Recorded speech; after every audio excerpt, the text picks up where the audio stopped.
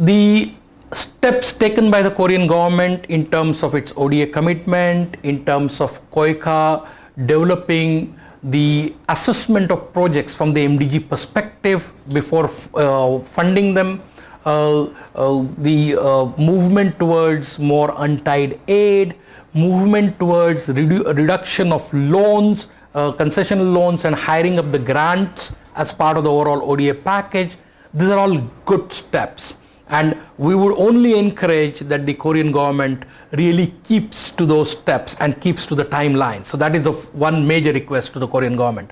The second point which I would like to emphasize is the G20 is a great opportunity that Korea has to redirect the discourse, global discourse on economic development, which has to be absolutely toned by inclusive economic development on one hand and sustainable development on the other.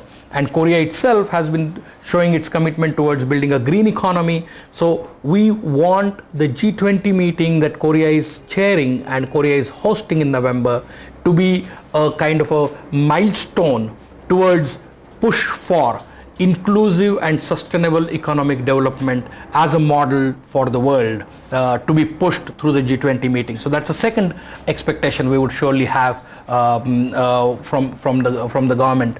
And the third area that we would like is that the Korean government engages much more intensely the stakeholders in all the consultations towards preparation of the MDG summit, including the MDG 10 report that they are planning to have, which should be much more substantive and which should cover all the issues under goal 8, which is quantity and quality of aid, on the issue of debt cancellation, debt swaps, and it should also include the issues of trade and how Korea is doing its trade policy in the interest of the poor countries, in the interest of the least developed countries. So those issues. So stakeholder consultation in policy making for all the ODA related work and other developmental policy setting, I think is a third expectation that we would have from the Korean government. And I'm sure with the kind of movement one is seeing, it should be possible. It is not a high expectation. It is doable. It is possible.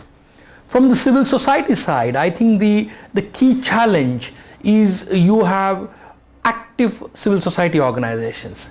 The idea is to build a consistent, coherent policy platform where everybody is speaking on those common policy issues together and putting an agenda and a challenge in front of the government to deliver on their promises and also to stretch those promises a little beyond. If Korean government has agreed 0.25 of gross national income, great, congratulate the Korean government. But at the same time, don't forget, the international commitment is 0.7% of GNI. So how do you stretch those commitments? So civil society's role is one, watchdog, look what is happening on the promises, and second is to challenge for delivering more. So those roles, and those roles, two roles can be played by civil society only if they build a coherent policy platform which is a broad base, which includes everybody, and which they are able to bring a big pressure when the government sees that it is important that they hear the voices and take the voices of civil society into account. So that will be the